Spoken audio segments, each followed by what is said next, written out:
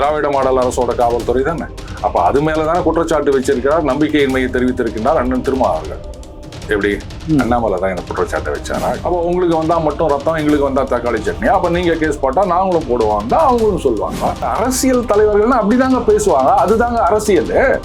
இதுக்கெல்லாம் கேஸ் போடுறீங்கன்னா அப்ப நாம எல்லா இடத்துலயும் ஒரே ஸ்டாண்ட் எடுக்கிறோமா, அதை பார்க்கணும். வந்து அண்ணாமலை மேல ஆளுக்கு குற்றச்சாட்டு சொல்லியிருந்தாங்க. இப்ப இதுலயே தெரிஞ்சு போயிடுச்சு இல்ல, அதெல்லாம் ஒன்றும் வேலைக்கு ஆகலன்னு சொல்லிட்டு. அண்ணன் டி.ஆர். பாலு அவர்கள் வந்து எத்தனை வருஷமா அரசியல்ல இருக்காரு, அவரு பெரிய புத்திசாலி. ஒருவேளை இந்த நோட்டீஸ் அமிச்சவங்க ஒன்னா நமக்கு எதுக்கு வம்பு அப்படின்னு விட்டுட்டாங்களோ என்னவோ. யாருடைய நிறுவனம்னு கூட தெரியாம கடன் வாங்கியிருக்காங்க அப்படின்னா அந்த அளவுக்கு லெஃப்ட் அண்ட் ரைட் கடன் வாங்கி போடுறாங்களா? இது வந்து திராவிட மாடல்ல வந்து ஒரு சாதாரண ஒரு ஜெயலலிதா அவர்கள் சொன்னாங்கல்ல, இவர் என்னவா ஆரம்பிச்சார் அப்படின்னு, உழைப்பால் உயர்ந்த உத்தமர்னு எடுத்துட்டு போங்க. நீங்க இங்க போலாமா அங்க போலாமான்னு இல்லை, எங்கேயாவது சேர்த்துப்பாங்களான்றதுதான் தேமுதிக. குறைச்சு மதிப்பிடுறீங்கன்னு எனக்கு தோணுது. அமமுகல போய் சேர்ந்தாங்கல்ல 21ல, நான் அப்படியே பட்ட கூட்டணியாது. அப்புறம் நீங்க கேக்குறீங்க குறைச்சு மதிப்பிடுறீங்க அப்படின்னு. திமுக மெஜாரிட்டி இடங்களை பெறவில்லை, கூட்டணி கட்சிகள் தயவில் தான் ஆட்சி அமைக்கணும் போது அப்ப அவங்க கூட்டணி ஆட்சின்றத அவங்க சொல்லாம சொல்றாங்க. புரியுதுங்களா? காங்கிரஸ் போறது அப்படின்றதுனால தேமுதிக சேர்த்துக்கணும். இப்ப காங்கிரஸ் நம்ம கிட்ட தான் இருக்குது. இப்ப வந்து உங்களுக்கு ராஜ்யசபாலாம் கிடையாதுங்க, 29ல ஒன்னா ஒரு சீட்டு தரோம் அப்படின்னு சொன்னா தேமுதிக வெளில வருமா? வர முடியுமா? முடியாது.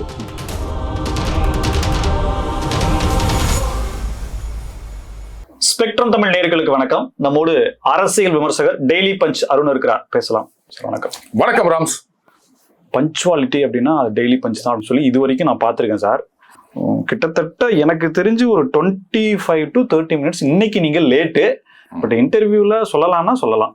ஏன் அது பஞ்சு அதுல இருந்து பங்க்சுவாலிட்டி வந்துச்சு, அது எனக்கு தெரியல, சாரி. நான் எப்பவுமே வந்து ஒரு 5 நிமிஷம் முன்னாடியே வந்துருவேன். அது ஒண்ணு இல்ல ராம்ஸ், வர வழியில இந்த உலக நன்மைக்காக 108 சுதர்சன ஹோமம் அப்படின்னு பண்ணியிருந்தாங்க. அந்த வேளச்சேரி பூதிவாக்கம் ஸ்டேஷனுக்கு இதுல அதுக்கு ஏத்தாப்புல பாலாஜி நகர் மெயின் ரோடு அங்க வந்து பண்ணிட்டு இருந்தாங்க. சரி, உலக நன்மைக்குன்னு சொல்றாங்க, அண்ணன் ட்ரம்ப் கூட அதுக்கு தான் பாடுபட்டுனுங்கிறாரு. இவ்வளவு தூரம் வந்தவன் நம்மளும் அப்படியே அது தலையை காமிச்சிட்டு போவோம் அப்படின்னு சொல்லிட்டு போயிட்டு வந்தேன். நல்ல பாதுகாப்பெல்லாம் பண்ணிருக்காங்க. அதுதான் லேட். வேற ஒன்றும் பெரிய கூட்டம்னா யாரு, என்ன அமைப்பு, ஆர்எஸ்எஸ்ஸா, பாஜகவா, இல்ல அவனுடைய சார்பு அமைப்புகளா, யார் பண்றா? நான் கூட அப்படிதான் நினைச்சேன். அவங்க இதுக்கெல்லாம் வேலைக்கு ஆக மாட்டாங்க. என்ன சொல்றீங்க? ஆமா, அங்க வந்து பெருசு பெருசா ஃபிளெக்ஸ் எல்லாம் வச்சிருந்தாங்க. அதுல வந்து நம்ம அந்த திராவிட மாடல் பகுத்தறிவு ஆட்சி அமைச்சர் தாமோ அன்பரசன் அவர்கள் அவர் முழு உருவ படம் தான் வச்சிருந்தாங்க, உலக நன்மைக்காக அப்படின்னு. நீங்க வந்து அநியாயமா அது பிராமணர்களுக்கு எதிரானது திமுக அப்படின்லாம் சொல்லக்கூடாது. நிறைய இந்த திருமண் அணிந்த ஐயங்கார்கள் அவங்கெல்லாம் நிறைய ஹோமம் பண்ணியிருந்தாங்க. சமஸ்கிருதத்துலதான் மந்திரம். ஆமா, தமிழ்ல சொல்லலையா? அது வேற எனக்கு சரியா புரியல. சமீபத்துல யாரோ ஒருத்தர் பேசின வீடியோ பார்த்தேன், நல்ல மந்திரம்லாம் சொல்றாரு. சொல்லிட்டு இதெல்லாம் புரியுமா அப்படின்னு கேட்டாரு. இங்க ஏதோ தமிழ்ல மந்திரம் சொல்லுவாங்க அப்படின்னு பார்த்தா, அப்புறம் பார்த்தா இங்க தமிழில் அர்ச்சனை செய்யப்படும் போர்டு ஒன்றும் காணுவாங்க. அது கோவில்ல தான் வைப்பாங்க போல இருக்குது, இந்த ஹோமத்துல எல்லாம் அது வைக்க மாட்டாங்க போல இருக்குது. சரி விடுங்க, ஏதோ உலக நன்மைக்காக அவ்வளவுதான். ஆமா, இது சனாதனத்துல வருமா, எதுல வரும்? எதுவா இருந்தாங்க உலகம் நல்லா இருக்குதா, சந்தோஷப்படுவீங்களா? சாதகமா பயன்படுத்திக்கிறீங்க. லோகக்ஷேமம் மகாம்யகம். இது எனக்கு சமஸ்கிருத மந்திரம் எல்லாம் தெரியாது. அந்த LIC லோகோ கீழே இருக்கும், அதான் சொன்னேன். ஆமா, நம்ம லெவல் அவ்வளவுதான். சரி சார், லாவண்யா மாணவி லாவண்யா இறந்த விஷயங்கள் இப்போ அது பெரிய சர்ச்சை ஆயிட்டு வருது. அண்ணாமலை மேல கேஸ் போடணும்னு விசிகா ஒத்த காலில் நிக்குது.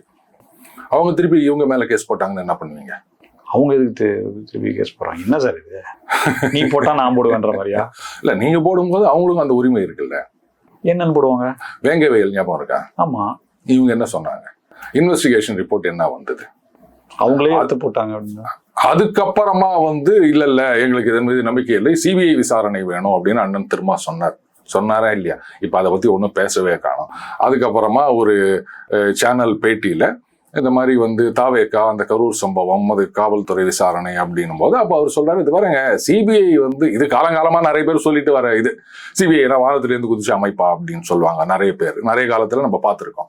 அவர் சொல்றாரு CBIன்றது என்னங்க, அதுவும் வந்து ஒரு ஆளுங்கட்சியின் அழுத்தத்துக்கு உட்பட்ட ஒரு அமைப்பு தான் அப்படின்னு சொன்ன உடனே அந்த நிறைய டக்குன்னு கேட்டாங்க, அப்ப வேங்கை வயல் விஷயத்துல நீங்க CBI விசாரணை வேணும்னு சொன்னீங்களே, அப்படின்ன உடனே அது வந்து எங்களுக்கு காவல்துறை மீது நம்பிக்கை இல்லை. அவங்களுக்கும் அதான். அப்போ அதை மட்டும் நீங்க எப்படி தப்பு சொல்ல முடியும் அப்படின்னாங்க. சரி, இப்ப இந்த மேட்டர்லாம் விட்டுருங்க. வேங்கை வயல்ல போலீஸ் நம்ம தமிழ்நாடு காவல்துறை இன்வெஸ்டிகேட் பண்ணி ரிப்போர்ட்டை ஃபைல் பண்ணி கேஸ் கூட ஃபைல் பண்ணிட்டாங்கன்னு நினைக்கிறேன். அது ஹியரிங் கூட ஆரம்பிச்சிச்சுன்னு நினைக்கிறேன். ஆனா இவங்களுடைய குற்றச்சாட்டு வேறவாக இருந்தது, இன்னும் இருக்கின்றது. அப்ப இவங்க அவங்க மேல கேஸ் போட்டா இல்ல வேற யாரோ அவங்க மேல கேஸ் போட்டா என்ன பண்ணுவீங்க?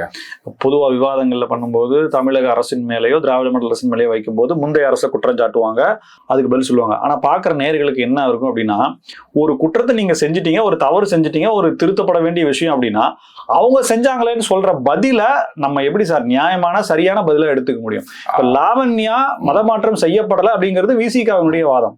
ஆனா அண்ணாமலை அவர்கள் சொன்னாரு, அவர் பொய் சொல்லிட்டாரு, இங்க கலவரத்தை உண்டு பண்றாரு அப்படின்ற குற்றச்சாட்டை பகிரங்கமா வைக்கிறாங்க.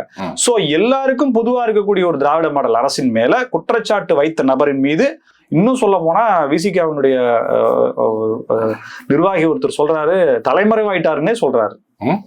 இப்போ இந்த காவல்துறை விசாரணை மீது எங்களுக்கு நம்பிக்கை இல்லை, சிபிஐ விசாரணை வேணும் அப்படின்னு சொல்றது இந்த காவல்துறை எந்த அரசோட காவல்துறை? தமிழக அரசனுடைய காவல். அதே திராவிட மாடல் அரசோட காவல்துறை தானே. அப்ப அது மேலதானே குற்றச்சாட்டு வச்சிருக்கிறார், நம்பிக்கையின்மையை தெரிவித்திருக்கின்றார் அண்ணன் திருமா அவர்கள்.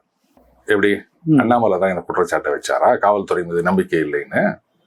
சிபிஐ விசாரணை வேணும் அப்படின்னு அண்ணாமலை தான் கேட்டாரா? இந்த விஷயத்துல நான் சொல்றேன், திருமா தானே சொன்னாரு எங்களுக்கு சிபிஐ விசாரணை வேணும்னு. அப்ப இது மட்டும் வந்து அந்த திராவிட மாடல் அரசாங்கத்து மீது வைக்கப்படும் குற்றச்சாட்டு கிடையாதா? அப்ப கேள்வி கேட்க மாட்டாங்களா? நீங்க சொல்றீங்களே ரைட்டு, இவங்க சொன்னாங்கன்னா உடனே அவங்க சொன்னாங்க, இப்படி கை காட்டுறது சரியா அப்படின்னு இன்னைக்கு எல்லாருமே அப்படித்தானே செஞ்சுட்டு இருக்காங்க. இப்போ ஒரு தேர்ட் பர்சன் அப்படின்னு சொல்லும் போது சாதாரணமா ஒருத்தர் வந்து இப்ப என்ன மாதிரி ஆளுங்க ஏதாவது கேட்கறாங்க, நீ அதுக்கு கேட்டியா இதுக்கு கேட்டியா, இப்படிதான் எல்லாரும் வருவாங்க. எப்பா உலகத்துல நடக்கிற எல்லா விஷயத்த பத்தியும் பேச முடியாது. ஏதேதோ நாம வந்து வாரத்துக்கு 3 நாள் வீடியோ போட்டுக்கிறேன். ஸோ அந்த நேரத்துல என்ன இதுவா இருக்கோ அதை பத்தி முக்கியமான விஷயங்களை பத்தி தான் நம்ம பேசுறோம். அப்ப நம்மளே இந்த மாதிரி கேட்கும்போது அரசியல் கட்சி தலைவர்களை கேட்பாங்களா மாட்டாங்களா? அப்போ உங்களுக்கு வந்தா மட்டும் ரத்தம், எங்களுக்கு வந்தா தக்காளி சட்னி, அப்ப நீங்க கேஸ் போட்டா நாங்களும் போடுவோம் தான் அவங்களும் சொல்லுவாங்க. அதுதான் நான் சொல்றேன், நாம வந்து ஒரு நிலைப்பாடுன்றது எப்பவும் ஒரே மாதிரி இருக்கணும். சிபிஐ வானத்திலேருந்து குதிச்ச அமைப்பு கிடையாது அப்படின்னு நினைச்சீங்கன்னா எப்பவுமே சிபிஐ விசாரணை கேட்கக்கூடாது. இல்லைங்க எல்லாத்துக்கும் சிபிஐ வேணும்னா எல்லாத்துக்கும் சிபிஐ வேணும் அப்படின்னு பொதுவா ஒரு ஸ்டாண்ட் எடுக்கணும்.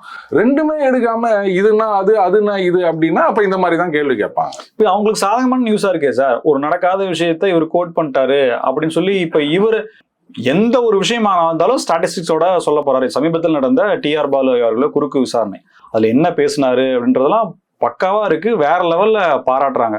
அப்படி இருக்கக்கூடிய நபர் உண்மையே இல்லாத ஒரு விஷயத்த ஏன் சொன்னார் அப்படின்றது இப்ப அவங்க பேசுறதுக்கான ஒரு சாதகமா இருக்குல்ல சார்? சரி, இப்ப நான் ஒண்ணு சொல்லிட்டா, செந்தில் பாலாஜி அவர்கள் எடுத்துக்கோங்க. வந்து இடி வந்து கேஸ் போடுறாங்க, கைது செய்யறாங்க, ஜெயில இருக்காரு, மந்திரி பதவி போகுது வருது மறுபடியும் போகுது. ஆனாலும் இன்னமும் என்ன சொல்லிட்டு இருக்காங்க, அவர் மீது வந்து எந்த தவறும் இல்லை, அவர் நிரபராதி என்று நிரூபித்து வருவார் அப்படிதானே சொல்லிட்டு இருக்காங்க. சில நேரங்கள் கன்விக்ட் ஆனாலுமே அதைத்தான் சொல்லிட்டு இருக்கோம். கன்விக்ட் ஆயிட்டு மந்திரி பதவி போயிட்டு அதுக்கப்புறம் வந்து சுப்ரீம் கோர்ட்ல போயிட்டு பதவியை ரெஸ்டோர் பண்ணிக்கிட்டு வந்தாரு அண்ணன் பொன்முடி அவர்கள். கன்விக்ஷனுக்கு ஸ்டே கொடுத்துக்கிறாங்க, இனிமே அது அப்பீல் போனோம், அது என்ன ஆகுது அப்படின்றதெல்லாம் பார்க்கணும். அது என்ன சொல்லுவாங்க, அவர் மீது குற்றம் இல்லை அப்படிதானே சொல்லுவாங்க. அப்புறம் அது அரசியல் தலைவர்கள்னா அப்படிதாங்க பேசுவாங்க, அதுதாங்க அரசியல். இதுக்கெல்லாம் கேஸ் போடுறீங்கன்னா அப்ப நாம எல்லா இடத்துலயும் ஒரே ஸ்டாண்ட் எடுக்கிறோமா அதை பார்க்கணும். நமக்கு வந்தா இப்படியே மாத்தி மாத்தி பேசும்போது அப்ப கேள்வி கேட்கதான் செய்வாங்க, அதுக்கு பதில் சொல்லணும். அவைகள்லாம் திமுக மட்டும் தான் பண்ணணும், வேற யாரும் பண்ணக்கூடாது. இது என்ன போங்கா இருக்கு, அரசியல் எல்லாரும் செய்வாங்க. நீங்க வந்து அவியல் மட்டும் தான் பண்ணிட்டு இருக்கணும்னு நினைச்சீங்கன்னா சரி ரைட்டு, ஒரு காலத்துல அவியல் பண்ணியிருந்தாங்க, இப்ப வந்து அவங்க கலந்து கட்டி குஸ்கா எல்லாம் பண்றாங்கன்னு வச்சுக்கோங்களேன். இப்போ டிஆர் பாலையோட கிராஸ் வந்தது இல்லைங்களா, அது வந்த பிறகு அண்ணாமலைய இந்த மாதிரியான கேள்விகளுக்கு உள்ளாக்குறது, இதுக்கு என்ன பதில் சொல்லுவாரு நீங்க என்னன்ற மாதிரி கேள்விகள் வருது. ஒருவேளை இதனாலதான் இது பெரிதுபடுத்தப்படுதா அப்படின்ற ஒரு கேள்வி வருது இல்லையா? அதாவது அண்ணாமலை என்ற தனிப்பட்ட நபர் மேல தாக்குதல் திமுக முயற்சிக்குதான்றது கேள்வி வரலாமா? இது வந்து நீங்களே பதில் சொல்லிட்டீங்க, கேள்வியும் நானே பதிலும் நானே அப்படின்னு. அங்க போயிட்டு 10 கப்பல் வாங்கல, 2 கப்பல், அதுவும் ஏதோ சம் ஃபிஷிங் அப்படி இப்படின்னு ஏதோ சொல்லியிருக்காரு. அதுக்கப்புறம் ஏதோ கடன் அப்படின்னும் போது அந்த கடன் கொடுத்த நிறுவனம் உங்கள் மகனது நிறுவனம்னா அதுவே எனக்கு தெரியாது அப்படின்னு. பரவாயில்லையே, கடன் வாங்கும் போது யார் கொடுக்குறாங்க என்ன கொடுக்குறாங்கன்னு கூட தெரியாம கடன் வாங்குறோமா? அந்த அளவுக்கு நாட்டுல கடன் கொடுக்குறோம். கரெக்ட், இப்ப அந்த ஆப்ல எல்லாம் கடன் கொடுக்குறோம்னு சொல்றாங்க. ஆனா அதெல்லாம் 10,000 20,000 தான்ப்பா கொடுப்பாங்க, ஊத்துட்டு உங்க கான்டாக்ட் லிஸ்ட் எல்லாம் ஏத்துட்டு கழுவி ஊத்துவாங்க. அந்த மாதிரி ஆப்ல எல்லாம் கடன் வாங்கிடாதீங்க, அதெல்லாம் பேண்டு. ஏதோ திட்டுத்தனமா ஏதாவது வருது அப்படின்னா ஜாகிரதையா இருங்க. அதுக்காகத்தான் சொல்றேன்.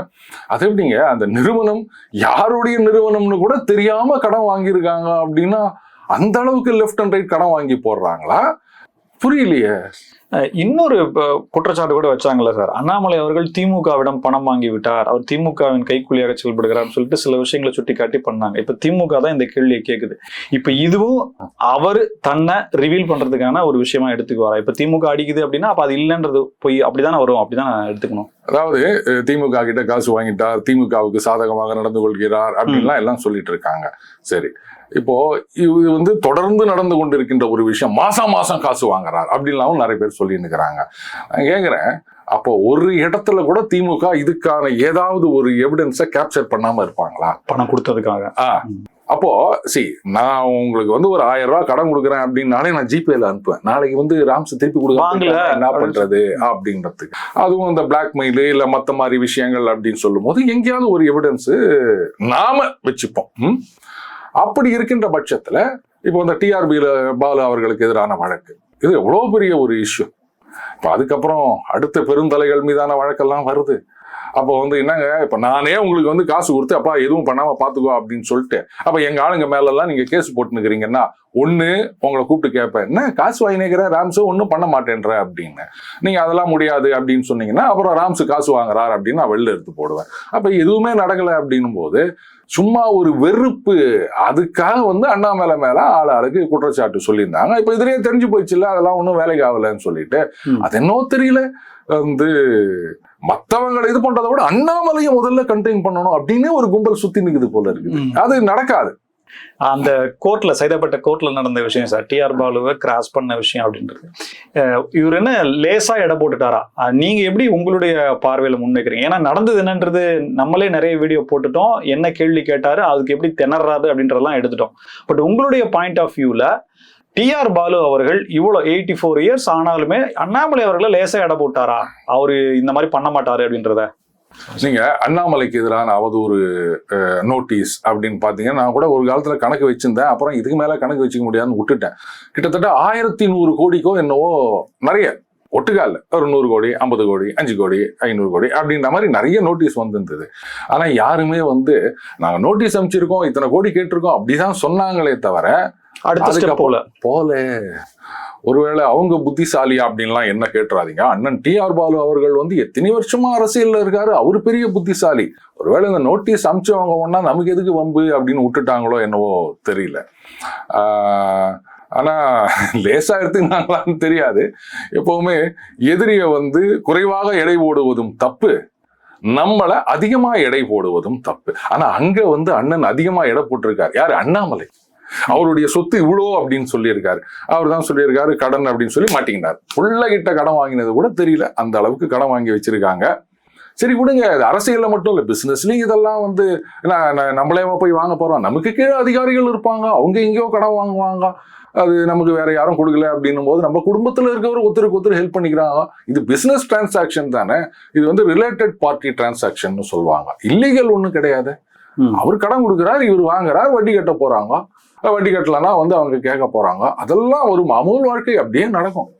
லேசா எடுத்துக்கிட்டாரா அப்படின்னா அது வந்து அந்த மீதி 1100 கோடிக்கு நோட்டீஸ் அனுப்பிச்சு ஆக்ஷன் எடுக்காம போனாங்கல்ல, அவங்களதான் கேட்கணும்.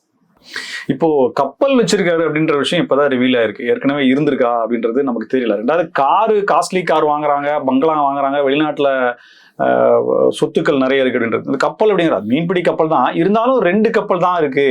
இவரு அந்த 2 அதுவே பல கோடி அப்படிங்கறது அது சாதாரணமா 2 தான்ப்பா இருக்கு அப்படின்ற மாதிரி அவர் சொல்றத குமரகுரு என்ன சொல்றாருன்னா, இமேஜை பிரேக் பண்ணும், இது மக்கள் மத்தியில டிஆர் பாலு மட்டும் இல்ல டிஎம்கே மேல இருக்கிற இமேஜை பிரேக் பண்ணுன்றாரு. இதை நீங்க எப்படி எடுத்துக்கிறீங்க? எனக்கு உன்னை சினிமா தான் ஞாபகம் வருது. நமக்கு இந்த கிரிக்கெட்டு சினிமா இதை தவிர வேற ஒன்றும் தெரியாது. ராம்ஸ் மை டியர் மார்த்தாண்டன் படம் பார்த்தீங்களா? அதுல வந்து அவரு அந்த ஒரு சமஸ்தானத்து ராஜா எஸ்.எஸ். சந்திரா, அவர் புள்ளதான் பிரபு. என்ன பண்ணுவாங்க, ஒரே பணம், எல்லாரும் வந்து வேலைக்காரங்க, அது பிடிக்காம அவர் சாதாரண மனுஷனா போனோம் அப்படின்னு சொல்லிட்டு நம்ம அந்த சைதாப்பேட்டை பிரிட்ஜுக்கு அடியில துணி துவைச்சிட்டு இருப்பாங்க. அங்க கவுண்டமணி அவங்கள வந்து பார்ப்பாரு. பார்த்துட்டு நீங்க எப்படின்னு ஒண்ணு, எவ்வளோடா சொல்லலாம் அப்படின்னு, ரொம்ப கம்மியா சொல்லு அப்படின்னு ஒண்ணு, எங்களுக்கு ரொம்ப பரம ஏழைங்க, ஒரு 40,000 ஏக்கர் தான் இருக்கு. ஆமா ஆமா நீங்க ஏழைங்க தான் அப்படிங்கிறாரு. எனக்கு அதுதான் ஞாபகம் வருது. அது வேற, அந்த கார் பத்தி கூட சொன்னாரு, ஒரு 1000 ஏக்கர் சொல்லுங்க. அப்படியா? அதான் 40,000 ஏக்கர்னு ஒரு கட்டு விடுன்னு, பீடி கட்டு எல்லாம் வேலை பாக்குறது இல்லைங்க அப்படின்னாரு கவுண்டமணி. ரூபா நோட்டு கட்டு அப்படின்னு தூக்கி போடுவாங்க. அடுத்தது காரு, அந்த கார் எல்லாம் யார் அரேஞ்ச் பண்றாங்கன்னு தெரியாது. ஏதோ அது கரெக்ட். அதான் ஒரு பணக்கார, ரொம்ப பணக்கார நண்பர் ஒருத்தர் சொன்னாரு என்கிட்ட வயசான காலத்துல, இங்கெல்லாம் வந்து பல பேர் ஒரு பைக்கு, நல்ல பைக்கு கிடையாதான்னு இயங்கிட்டு இருக்காங்க. என்கிட்ட பாத்தீங்கன்னா அந்த ஃபாரின் கார்ஸ் எல்லாம் வந்து அப்படியே வரிசையா கலர் கலரா நிற்கும். எல்லாரும் அதை வெளிலேந்து பார்த்து ஆஹா இப்படி ஒரு காரா நினைப்பாங்க. அந்த கார்ல நான் டிராவல் பண்ணுவேன். பட் அந்த கம்ஃபர்ட்டை நான் வந்து அனுபவிச்சது இல்லை. அந்த பிசினஸ் இது பிரச்சனை இப்படியே ஓடிட்டு இருப்பேனே தவிர எந்த காருன்னு கூட எனக்கு தெரியாது. ஆனா வெளிலேந்து பாக்குறவங்களுக்கு இன்னும் காரு 1 கோடி 2 கோடி அப்படின்வாங்க அப்படின்னு. இல்ல, சும்மா ஒரு பேரலல் சொன்னேன். இந்த மாதிரி ஏதோ கார்ல போறாங்க, யாரோ அரேஞ்ச் பண்றாங்கன்னா இதெல்லாம் ஒரு கேள்வியா? இதெல்லாம் நீங்க கேக்குறீங்களா? என்ன இவ்வளவு கார் வச்சுக்கிறாங்க, கப்பல் மாதிரி காரு அப்படின்னு. கப்பலுங்குது காருங்குது, 2 கப்பல். பரவாயில்ல, பாருங்கப்பா, இது வந்து திராவிட மாடல்ல வந்து ஒரு சாதாரண, இது ஜெயலலிதா அவர்கள் சொன்னாங்கல்ல, இவர் என்னவா ஆரம்பிச்சார் அப்படின்னு, உழைப்பால் உயர்ந்த உத்தமர்னு எடுத்துட்டு போங்களா நீங்க. ஒரு சாதாரண மனிதனும் கப்பல் வாங்குற அளவுக்கு இந்த திராவிட மண் வந்து அவர்களுக்கு உறுதுணையாக இருந்திருக்கின்றது. பாசிட்டிவா பாருங்க ராம்ஸ். நீங்களும் ஒன்னா ட்ரை பண்ணுங்க. 2 கப்பல் இல்லாட்டாலும் அட்லீஸ்ட் ஒரு போட்டாவது வாங்க முடியுமா பார்க்கலாம். டோக்கன் நம்பர் எத்தனை வருதுன்னு. ஏற்கனவே திமுக கூட்டணியில நிறைய கட்சிகள் இருக்கு.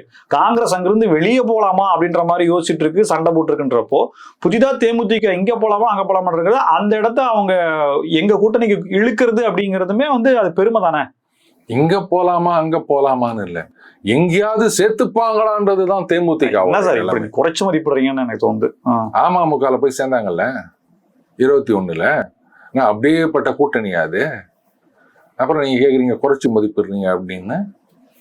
சரி, நீங்க அவ்வளோலாம் வந்து இப்ப இன்னைக்கு பாத்தீங்கன்னா ஒரு நெரேட்டிவ் பில்ட் பண்ணிட்டு இருக்காங்க. தேமுதிக வந்தது எவ்வளவு பெரிய வேல்யூ அடிஷன் தெரியுமா அப்படின்னு. மிகப்பெரிய கட்சி என்ன நினைச்சிட்டு இருக்கீங்க, அவங்களுக்கு எவ்வளவு ஓட்டு இருக்கு தெரியுமா? சரி, அப்படின்னா தேமுதிக வந்ததுனால இப்ப திமுக வந்து 234 தொகுதியிலையும் ஜெயிக்க போகுது. 31% சீட்டான்னு தெரியல, கூடுதலா கிடைக்கும்னு சொல்லி ரகசிய தகவல், அதாவது தமிழக அரசுக்கு கிடைத்த தகவலின் அடிப்படையில் அவங்க ரொம்ப நிறைய ரகசிய தகவல்னு அது பப்ளிக்ல கசிஞ்சு நிக்குது. அப்புறம் எப்படி அதை ரகசிய தகவல்னு நீங்க சொல்லுவீங்க? சரி இருக்கட்டும், அப்போ 31 தொகுதிகள்ல அவங்களுக்கு வெற்றி வாய்ப்பு அதிகரிக்க போகின்றது. அதான் சொன்ன 200, ஏன்னா 200ன்னு சொல்லியிருந்தாங்க ஏற்கனவே. இப்ப 231. அப்ப 231 தொகுதியில ஜெயிக்க போறாங்கன்னும் போது எப்படி? அப்போ தேமுதிகவுக்கு வந்து விசிக, கம்யூனிஸ்டுகள், மதிமுக இந்த கட்சிகளுக்கு கொடுக்கிற சீட்டை விட மொத்தம் சேர்த்து அதிகமா கொடுக்க போறாங்களா? ஏன்னா மக்கள் நல கூட்டணி இருக்கும்போது அப்படிதான் இருந்தது. தேமுதிக தான் அதிக எண்ணிக்கை. இந்த கட்சிகளுடைய போட்டியிட்ட தொகுதிகள் கணக்கு போட்டா கூட அதை விட அதிகமா அவங்க இது பண்ணியிருந்தாங்க. 31 தொகுதியில அவங்க ஜெயிக்க போறாங்கல்ல, 25 சீட்டாவது கொடுப்பீங்களா? கொடுத்தீங்கன்னா நான் ஒத்துக்கிறேன். கொடுப்பீங்களா? எவ்வளவு கொடுப்பீங்க? வாய்ப்பு இல்ல. 5 மேபி 10க்குள்ள 2 8 இலக்கம் வர்றதே டவுட் தான். 10 10க்குள்ள நம்பர் 1 சொல்லு அப்படின்னு பாட்டு பாடுற மாதிரி. இதை நாங்க என்னால ஒத்துக்க முடியாதுங்க. அவ்வளவு பெரிய ஒரு சக்தி அப்படின்னு நீங்க சொல்லிவிட்டு, இதுல அந்த வார்த்தைகளை ரொம்ப கவனமா உற்று நோக்க வேண்டும் ராம்ஸ். அந்த பத்திரிகையாளர்கள்லாம் கேட்கறாங்க, நீங்க வந்து இந்த மாதிரி கூட்டணி ஆட்சி அது இது அப்படின்லாம் சொல்லியிருக்கீங்க, அதை பத்தி பேசுவீங்களா, அது கேட்பீங்களா அப்படின்னதுக்கு அவங்க சொன்னாங்க, ரொம்ப கிரிப்டிக்கா ஒண்ணு சொன்னாங்க பிரேமலதா விஜயகாந்த் அவர்கள். பாருங்க, இப்பதாங்க வந்து கூட்டணி அப்படின்றது முடிவாகி இருக்கின்றது, இன்னும் பேச்சுவார்த்தையெல்லாம் நடக்கணும். அது கூட்டணி ஆட்சின்றது எலெக்ஷன் முடியணும், யார் எத்தனை சீட்டு ஜெயிச்சிருக்காங்க, எவ்வளவு ஜெயிச்சிருக்காங்க அப்படின்னு பார்த்து மக்கள் தீர்ப்பே மகேசன் தீர்ப்பு. அப்போ கூட்டணி ஆட்சின்றதை அவங்க ரூல் அவுட் பண்ணல, அங்க வந்து ஒரு புள்ளி வைக்கிறாங்க. திமுக மெஜாரிட்டி இடங்களை பெறவில்லை, கூட்டணி கட்சிகள் தயவில் தான் ஆட்சி அமைக்கணும் போது அப்ப அங்க கூட்டணி ஆட்சின்றத அவங்க சொல்லாம சொல்றாங்க. புரியுதுங்களா? இதத்தான் காங்கிரஸ்லயும் சொல்லிட்டு இருக்காங்க. அப்போ நீங்க அவங்களுக்கு சீட்டு கொடுத்தாலும் அவங்களுடைய நோக்கம் எல்லாம் திமுக மெஜாரிட்டி வரக்கூடாது, அப்பதான் கூட்டணி ஆட்சி வரும். புரியுதா? எப்படிங்க எவ்வளவு சீட்டு ஜெயிக்கிறாங்க என்ன அதை பார்த்துதான் கூட்டணி ஆட்சி மக்கள் தீர்ப்பு அப்படின்னு சொன்னீங்கன்னா அதுக்கு என்ன அர்த்தம் எனக்கு சொல்லுங்க. பத்துக்கு டிமாண்ட் பண்ணுவாங்கல்ல சார். இப்போ நம்ம கூட்டணி அமைச்சோம், மக்களை சந்திச்சோம், இவ்வளவு சீட்டு தான் நீங்க ஜெயிச்சீங்க, நான் இல்லாம நீங்க அமைக்க முடியாது, எனக்கு இதை கொடுங்க அப்படின்னு சொல்லி அப்ப டிமாண்ட் பேசுவாங்களோ அப்படின்ற மாதிரி வரும். சரி, அப்ப அப்படியே இந்த பக்கம் வாங்க. திமுக அதிமுக 2 பெரிய கட்சிகள் இவங்க பலகீனப்பட்டால் மட்டும்தான் கூட்டணி ஆட்சி சாத்தியம் அப்படின்னு அண்ணன் திருமாவர்கள் சொன்னாரா? அப்போ இவங்களுக்கும் ஆட்சியில் பங்கு வேண்டும் அப்படின்றது காங்கிரஸ், தேமுதிக, விசிக உள்ளிட்ட எல்லா கட்சிகளுக்கும் ஒரு ஆசை இருக்கின்றது. கம்யூனிஸ்டுக்கு தான் வரமாட்டாங்க. இவங்களுக்கும் மந்திரி பதவி வேணும் அப்படின்றது இருக்கு. அப்போ அதுக்கு என்ன ஒன்னே ஒண்ணு நடக்கணும், வீக்கன் ஆகணும். இப்ப இவங்க இருக்கிறது திமுகல. திமுக பலகீனம் அடைய வேண்டும். எப்ப பலகீனம் அடையும்? அது 117க்கு கம்மியா. அப்ப இவங்களுக்கு கூட்டணி ஆட்சி அப்படின்றது சாத்தியப்படும். இதை நீங்க பேசும்போது அப்ப அவங்க உள்ளத்துல என்ன இருக்குது அப்படின்றது உலகத்துக்கே தெரியுது இல்லையா? திமுக தெரியாதா?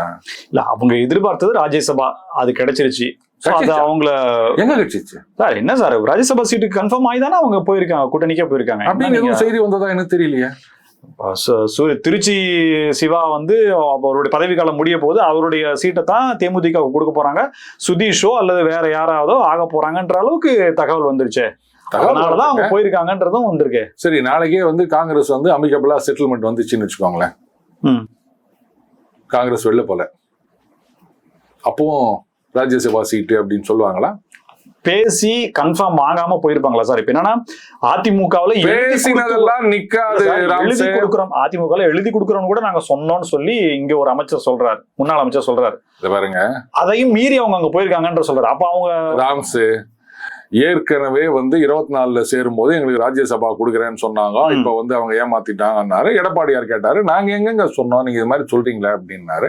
எப்பவுமே 2 கட்சிகள் கூட்டணின்னு சொன்னா ஒப்பந்தம் கையெழுத்து போடுவாங்க, பேப்பரை கொண்டாந்து அப்படி எல்லாரும் முன்னாடி காமிப்பாங்க. அதை தான் கேட்டப்போ நேரம் வரும்போது காமிப்போம்னாங்க. இது வரைக்கும் அவங்க அந்த அக்ரிமெண்ட் சைன் பண்ண பேப்பர் காமிக்கல தேமுதிகால. இப்பவும் பொக்கே கொடுத்தாங்க, சால்வை போத்தினாங்க, பேச்சுவார்த்தை நடத்தினாங்க, வெளில வந்தாங்க, பேப்பர் எதுவும் வரல. அதுவும் என்ன சொல்லியிருக்காங்க, கூட்டணி இப்போ இதுவாக இருக்கின்றது, ஆனால் இனிமே தான் பேச்சுவார்த்தைன்னு சொல்லியிருக்காங்க. இப்படி யோசிச்சு பாருங்களேன். ஒருவேளை நாளைக்கு காங்கிரஸ் அவங்க மேல் இடத்துல இருந்து அதெல்லாம் முடியாது, இங்கதான் கூட்டணி, இங்க யாரும் பேசக்கூடாதுன்னா everybody will fall in line. அப்ப என்ன பண்ணுவாங்க? தேமுதிக ஒன்றும் அடைஞ்சல இல்லையா? இல்ல, அதைத்தான் நான் சொல்ல வரேன். காங்கிரஸ் போறது அப்படின்றதுனால தேமுதிக சேர்த்துக்கணும். இப்ப காங்கிரஸ் நம்ம கிட்ட தான் இருக்குது. இப்ப உங்களுக்கு ராஜ்யசபாலாம் கிடையாதுங்க, 29ல ஒன்னா ஒரு சீட்டு தரோம் அப்படின்னு சொன்னா தேமுதிக வெளில வருமா? வர முடியுமா? முடியாது. இதுக்கு பின்னாடி ஆண்டாள் அழகர் அந்த கல்லூரியை விற்றது தொடர்பான சம்பவங்கள் அப்படியே தகவலா வருதே சார். எவ்வளவு கோடிக்கு பேசி முடிக்கப்பட்டது, எவ்வளவு அட்வான்ஸ் கொடுக்கப்பட்டது, மீதி தொகையை கொடுக்காம இருக்காங்க, அதுக்கு காரணமே நீங்க கூட்டணிக்குள்ள வரணுன்ற செக்மேட் தான் அப்படின்றது. இப்ப இந்த தகவலை நீங்க எப்படி எடுத்துக்கிறீங்க? இது எனக்கு என்ன மாதிரியான தகவல் எனக்கு முதல்ல புரியல. இப்போ நான் என் வீட்டை உனக்கு விற்கிறேன் அப்படின்னு சொன்னா, இப்ப நான் அக்ரிமெண்ட் போடும்போது ராம்சே இந்த பேரு முதல்ல இவ்வளவு குத்துடுறேன், மீதி 70% நீ இங்க கூட்டணிக்கு வந்தாதான் கொடுப்பேன் அப்படின்னு அக்ரிமெண்ட் போட முடியும். அடுத்தது நான் உனக்கு ஒரு வீட்டை விற்கிறேன் அப்படின்னு சொன்னா அங்க ரெஜிஸ்டர் பண்ணும்போது அது என்ன டிடி நம்பரு அதெல்லாம் மென்ஷன் பண்ணணும். அது பண்ணாம யாராவது ஒயிட் எவ்வளவு பிளாக் எவ்வளவுன்றது இருக்குல்ல சார். அப்ப அதை பிளாக்க போய் இவங்க லீகலா ஃபைட் பண்ண முடியுமா அப்படின்றது. அது பிளாக் அப்படின்னா அப்ப அவர் கொடுக்க மாட்டேன்னு சொன்னாலும் நீங்க ஒண்ணும் பண்ண முடியாது இல்ல. அதுதான் இப்ப நான் ஹைபோதட்டிக்கலா சொல்றேன், பிராக்டிகலா யோசிச்சு பாருங்களேன். நான் அவங்களுக்கு 50 லட்சம் ரூபாய் ஒரு வீட்டை வைக்கிறேன், ஆனா அது விலை 1.5 கோடின்னு வச்சுக்கோங்க. பத்திரம் எழுதும்போது 50ன்னு எழுதிட்டு மீதி 1 நீ எனக்கு பிளாக்ல குத்துரு அப்படின்னு சொல்றேன். என்ன பண்ணுவேன், இந்த 50 லட்சத்து செக்கு டிடியை விட முதல்ல இந்த பிளாக்ல இருக்க 1 கோடியை தான் நான் முதல்ல வாங்குவேன். ஏன்னா நீ பாட்டு ரெஜிஸ்டர் பண்ணிட்டு கம்முனு பூட்டியானா நான் என்ன பண்ண முடியும்? அவங்ககிட்ட கேஸ் கூட போக முடியாது. நான் கோர்ட்ல போயிட்டு சார் 1 கோடி ரூபாய் கருப்புல தரேன்னு சொன்னான் சார், இந்த ஆளை ஏமாத்திட்டான் சார் நான் போய் சொல்ல முடியும்? அதனால இந்த இடத்துலதான் தேமுதிக வேற வழி இல்லாம போய் சேர்ந்துட்டாங்களா அது எனக்கு தெரியலங்க. அதனாலதான் நான் சொன்னேன், லாஜிக்கலா திங்க் பண்ணி பாத்தீங்கன்னா இதுல உண்மை இருக்கா மாதிரி எனக்கு தெரியல. இந்த மாதிரி எல்லாம் யாரும் ஒரு டீல் போடுறதா நான் நினைக்கல. சவுக்கு சங்கர் உங்களுக்கு தெரியும்னு நினைக்கிறேன். அவரு கிட்டத்தட்ட சில மாதங்களுக்கு முன்பே இந்த விஷயத்த சொல்லியிருக்காரு. கம்ப்ளீட்டா டீட் சொல்லி 150 கோடி ரூபாய் 50 கோடி வாங்கிட்டாங்க, 100 கோடி வாங்கணும், வாங்கலன்னா திமுக கூட்டணி வேணும்னா திமுக கூட்டணி வந்தாதான் அப்படின்றது அவர் போட்டது இப்போ காணொலிகள் இருந்திருக்கு. நான் ஓப்பனா உங்கள்கிட்ட வைக்கிறேன். ராம்சே, இந்த மாதிரி அலிகேஷன்ஸ்ன்றது ஒண்ணு பிராக்டிக்கலா யோசிச்சு பாருங்க. ஃபேர் வேல்யூன்னு ஒண்ணு இருக்கு. ஒரு பில்டிங்க்கு இதுதான் வேல்யூ அப்படின்னு சொன்னா அதுக்கு மொத்தமா வெள்ளையா வாங்குறது இல்ல கருப்பு வெள்ளையா வாங்குறது அப்படின்றது ரியல் எஸ்டேட்டு சினிமா இதுலலாம் நிறைய இருக்குங்க. நான் இல்லைன்னு சொல்லலை, நான் இதுன்னு சொல்லலை, பொதுவா சொல்றேன். அப்போ நான் ஒரு இடத்த நான் உங்ககிட்ட விற்கிறேன் அப்படின்னு சொல்லும் போது கருப்பை தான் நான் முதல்ல வாங்குவேன் அப்படின்னு சொல்லிட்டேன். வேணா இப்படி வச்சுக்கலாம், ராம்சே நான் உனக்கு இந்த வீட்டை நான் உங்ககிட்ட இருந்து ஒரு வீடு வாங்குறேன், இதனுடைய விலையே 50 லட்ச ரூபா தான், சரி 50 லட்ச ரூபா குத்துடுறேன், சரி போனா போது உனக்காக 1 கோடி தரேன். எப்பனா நீ அந்த கட்சியில போய் சேர்ந்தியானா 1 கோடி தருவேன், அவ்வளவுதான். அது எக்ஸ்ட்ரா இன்சென்டிவ். பட் இந்த வீட்டோட விலை 50 லட்சம் தான். விலையே புரியுதா? பொருளுடைய விலையை நான் கொடுத்துட்டேன். நீ அந்த கட்சியில போய் சேர்ந்தா ஒரு மேல 50 எக்ஸ்ட்ரா கிடைக்குது. இல்ல, நான் பிராக்டிகலா சொல்றேன், இப்படித்தானே டீல் இருக்கும். அதனால அந்த கல்லூரியின் விலை இவ்வளவா அவ்வளவான்னு சொல்றேன். அதனாலதான் நான் சொன்னேன், லாஜிக்கலா யோசிக்கும் போது அது ஒர்க் அவுட் ஆகல அப்படின்னு. அதுக்காக உடனே வந்து அது இன்சென்டிவா எக்ஸ்ட்ராவா அப்படின்லாம் ஏன் வாயை புடுங்காதீங்க, அது எனக்கு தெரியாது. மிக்க நன்றி சார், பல்வேறு தகவல்களுக்கு நன்றி. நன்றி ராம்ஸ். நேர்களை மீண்டும் சந்திப்போம். இணைந்திருங்கள் ஸ்பெக்ட்ரம் தமிழோட. நன்றி நேயர்களே.